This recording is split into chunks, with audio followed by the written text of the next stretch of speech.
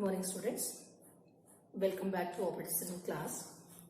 Today here I am going to explain semaphore. Okay, and this topic is also related to your critical section. Understand? So actually what is a critical section? Already I have explained. Still again I will revise. Critical section example. Critical section is a block actually. Okay, and it is a block. That block is shared by more than one process. Okay, and this is used in a multiprocessor environment only. And if one process want to example this critical section, in the critical section unit only we have some resource 1, resource 2, resource 3, resource 4 example. Means the resources that are shared between a different process. Okay, how many resources we have? 4 resources, and that resources are shared by the process. So here process P1 is there, P1, P2 and P3. So this process want to use the resource. So what happened? This process will enter into a critical section, means it is a block. No? This process will enter into a block. And example, this is a resource R1 example. P1 using the R1 and only one resource is there. Example R1 is there. One resource is there. And that resource right now it is used by the P1. And the same resource is requested by the P2 also. Okay, but P2 will get the resource after P1 release the resource. Okay, that is a critical section actually. Means in the critical section is a block. In this block only one process can execute at the same time. And at the same time if the second process want to execute next process also want to use the same resource, then that process will be preempted. If any other process interrupt to the current execution, then what happened? That process will be preempted. Okay. So here P1 is using the R1, and that R1 in a critical section. So till the P1 release the R1, other process cannot use the R1.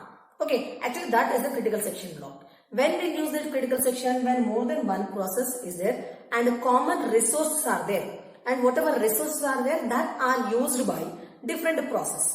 Okay, so when more than one process is requesting for the resource, there should be some sequence that is called as a synchronization, and that synchronization can be achieved by using a critical section.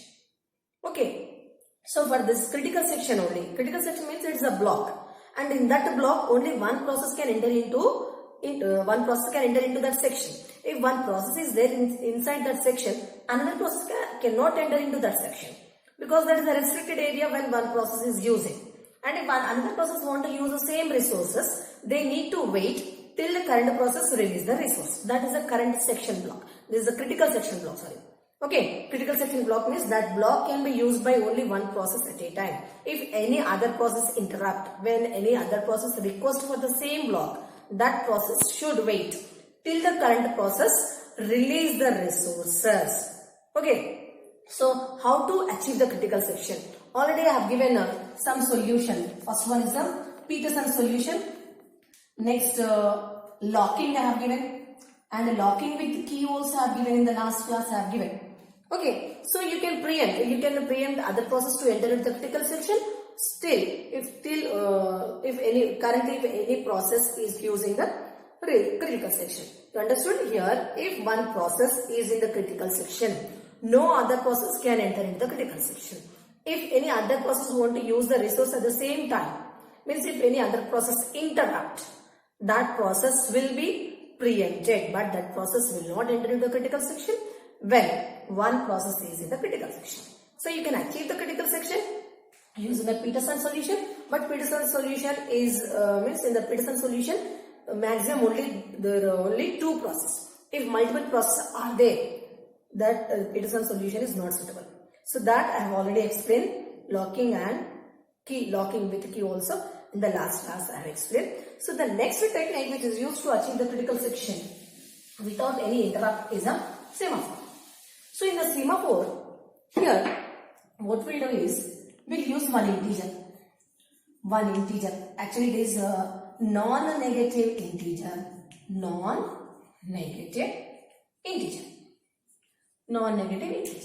So here how many resources are there? Example, you have a 5 common resource. Then that example S I am taking. S is nothing but maximum values S which represent the semaphore.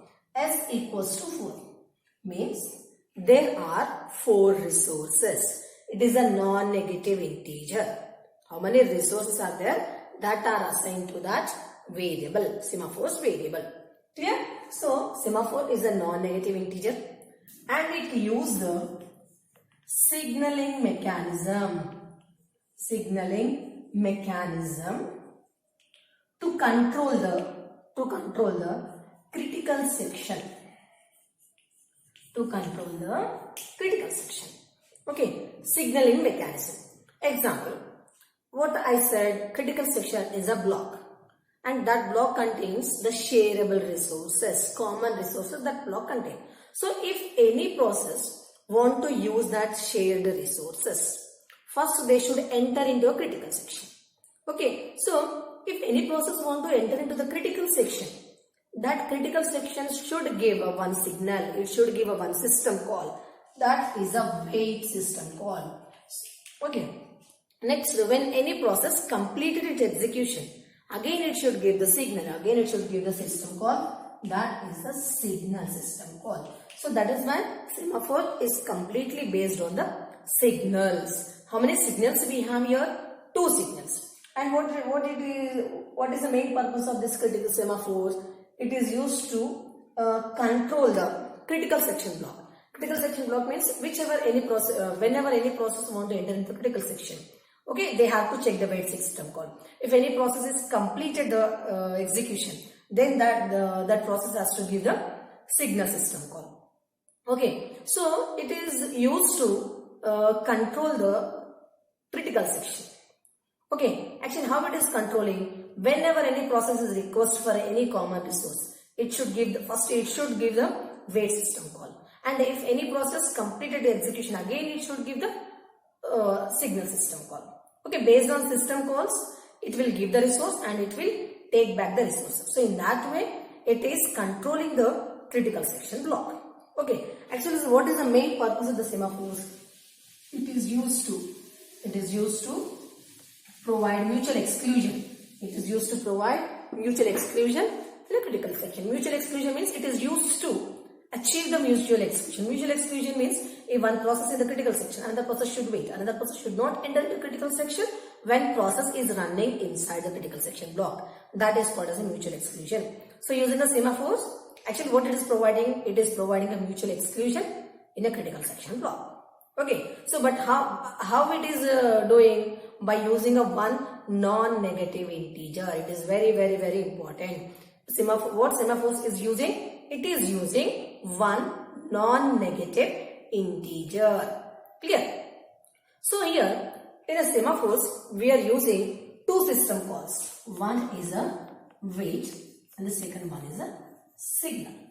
Okay, 2 system calls. Total critical section block is controlled by only the 2 system calls. And once again I am reminding you all, 101% you can expect this question in the exam. Okay, if you want you can check the previous papers also. In every paper without critical section you are not going to get your operating system question paper. Okay, leave that. Now here semaphores, how many system calls it is using? 2 system calls it is using. The first one is a wait and the second one is a signal. Wait system call is completely related to the entry section. And next to signal system call is used to, means it is mainly used in an exit section. Already as I said, critical section contains 3 sections. One is entry, critical section, exit section. Okay, whenever any process want to use the resources, first it should come to a entry section. Next to the critical section, next after completing its execution, it will leave using a exit section.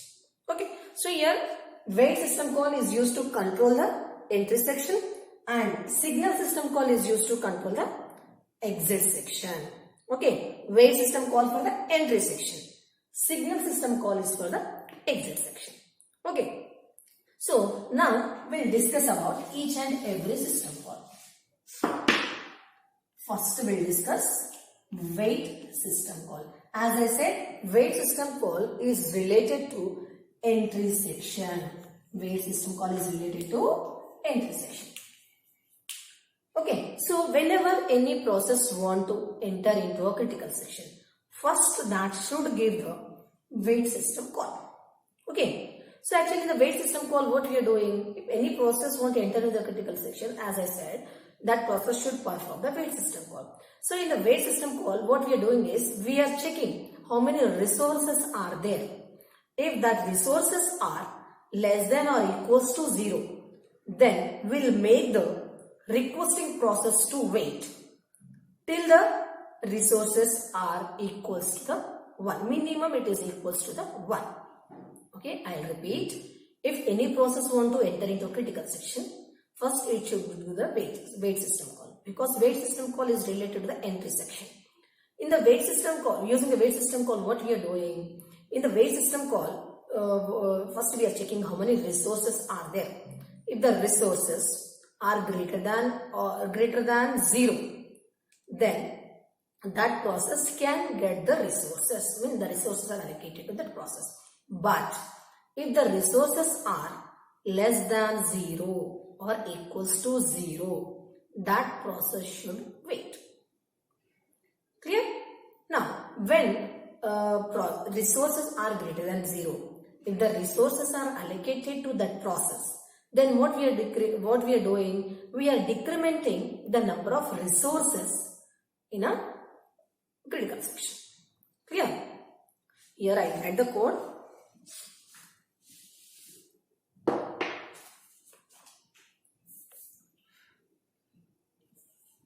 Wait.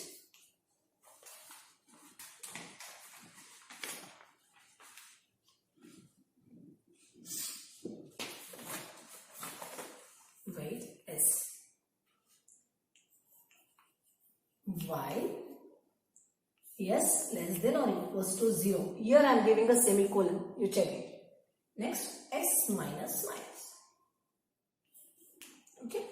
Now, here you see. Here X stands for a variable which represents the semaphores. Okay. Semaphore. Example. Here 4 resources are there. Okay. Here S represents the semaphores, means the number of resources are available. S equals to 4. Now, wait S. How many we have? 4.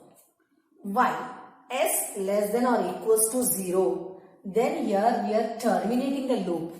But the condition is false. The resources are greater than 0. Then what we are doing? We are decrementing. Means the resources are allocated to process. Okay, I repeat. How many resources are there? 4 resources are there.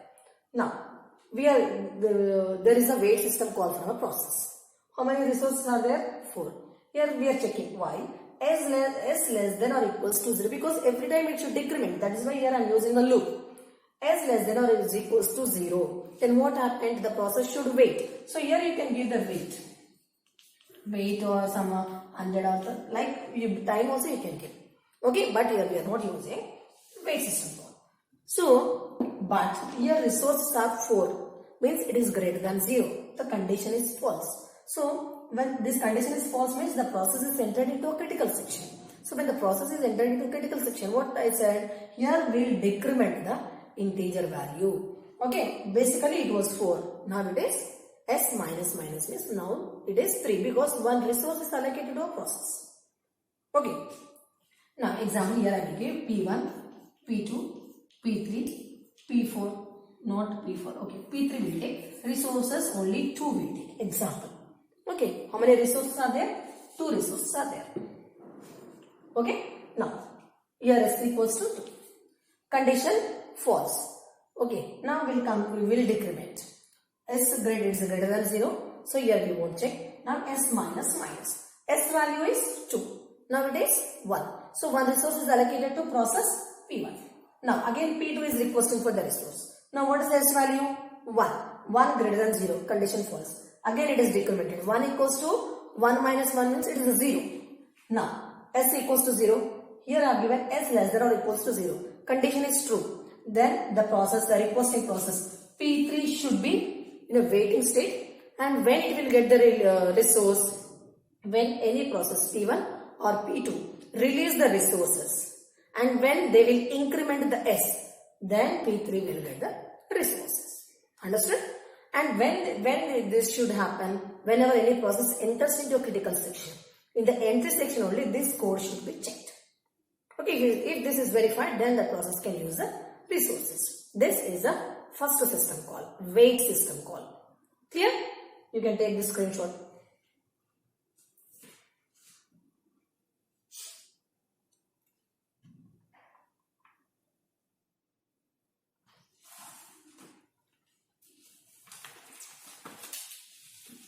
Now, next we'll write a signal. One more system call is there, signal, that will write now.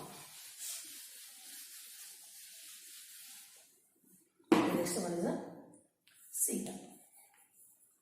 As I said, wait system call is related to entry section, whereas signal, this system call is related to the exit section.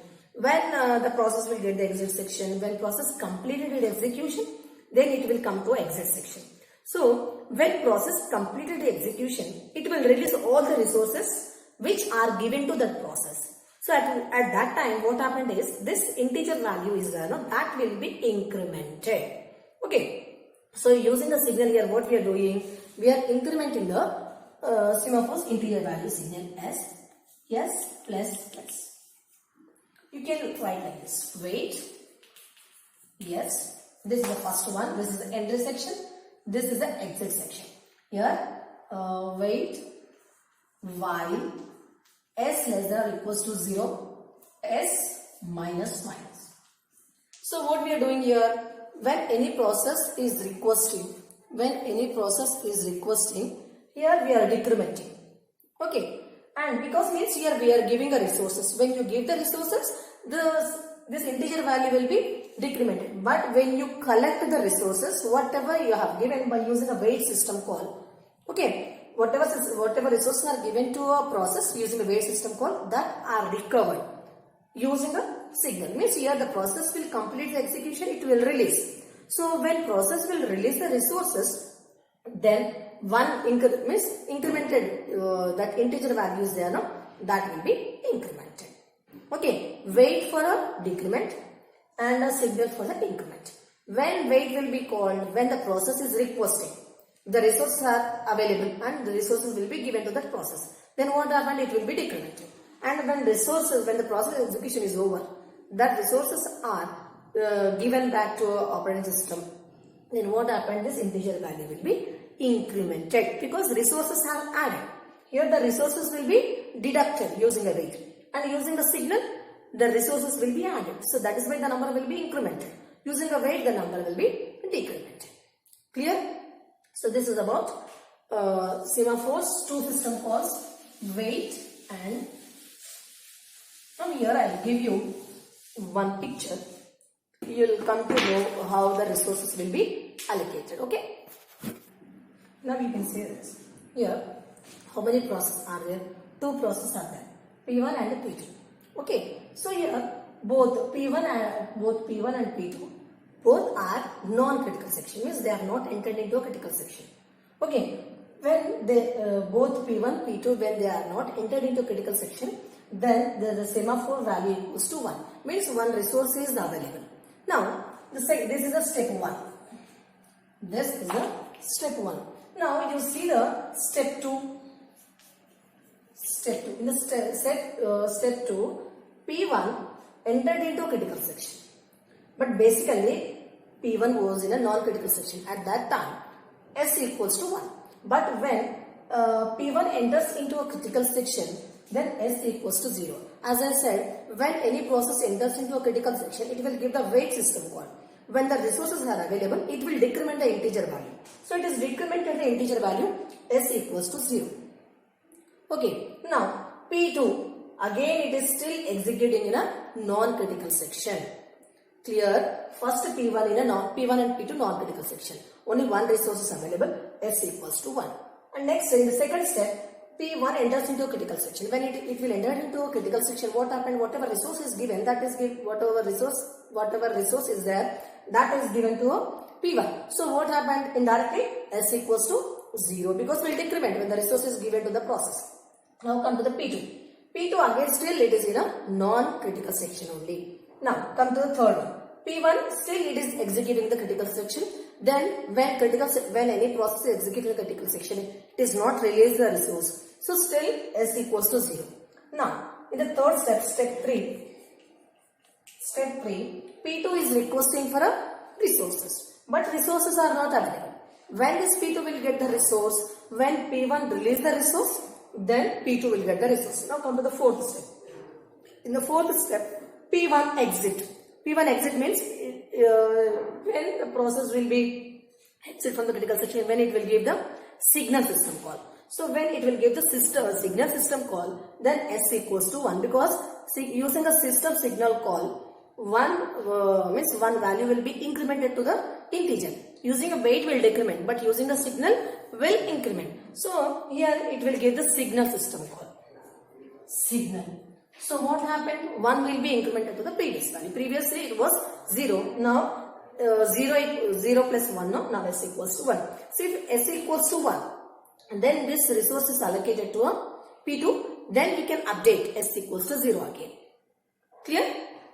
When any process enters into a critical section, whatever resources are there, that will be decremented. When the process completed its execution, it will release the resources. At that time, we'll give S equals to S plus 1 because 1 will be incremented because 1 resource is added to the previous one. So this is about your semaphore system calls. Now we'll discuss about the types of system calls. Okay, just a minute. So there are two types of semaphores. One is the counting semaphores and the second one is the binary semaphores. So in a counting semaphore, just now what I have explained means the number of resources. If the resources are given, then that will be decremented. If the resources are not released, then that will be incremented. So here initial value, the count is greater than 0, then the resources are available and they can acquire. Here you can write acquire the resources. Next, after using the resources can be released. Okay, acquire and release. Right? Now, here, if the greater than 0 means the resources are available. If it is less than 0 or equals to 0, what it means? Resources are unavailable. If it is greater than 0, in a counting semaphore, if the resources, the number of resources are greater than 0, then what it means? The resources are available. If it is less than 0 or equals to 0, what it means? The resources are not available. If the resources are available that are given to a process, so it is nothing but acquire the resources. After using the resources should be released. If the resources are released, it will be changed. Okay. If the resources are acquired, that will be deducted. There is only two values. One is a 1 and the second one is a 0. Here, initial value equals to 1 means the resources are available. If the initial value equals to 1, what it means? The resources are available. And it is equals to 0, what it means? The resources are unavailable. So in a counting semaphore, what we are doing, how many resources are there, that number will give. If that number is greater than 0, what it means? The resources are available. If that number is equals to 0 or less than 0, what it means? The resources are not available. So if the resources are available, that will be given to a process that is called as acquire. Clear? And when the process completed its execution, it should release the resources. Clear? When process release the resources, the resource number will be incremented. When the resource is given to a process, that will be decremented. Now come to the binary semaphores. In the binary means what it means? There is only two values. When the initial value equals to 0, what it means? The resources are available. What 1 means? The resources are available. When it is equals to 0, the resources are unavailable. So whenever any process enters into a critical section, first it should check the initial value. When the initial value equals to 1, what it means? The resources are available. A process can take the resources. When it will observe the initial value equals to 0, what it means? The resources are not available. The process need to wait for some time when the resources are released by the another process. So this is about your semaphores. And next, only one topic left in the first unit that we will discuss in the next class. Clear? Thank you.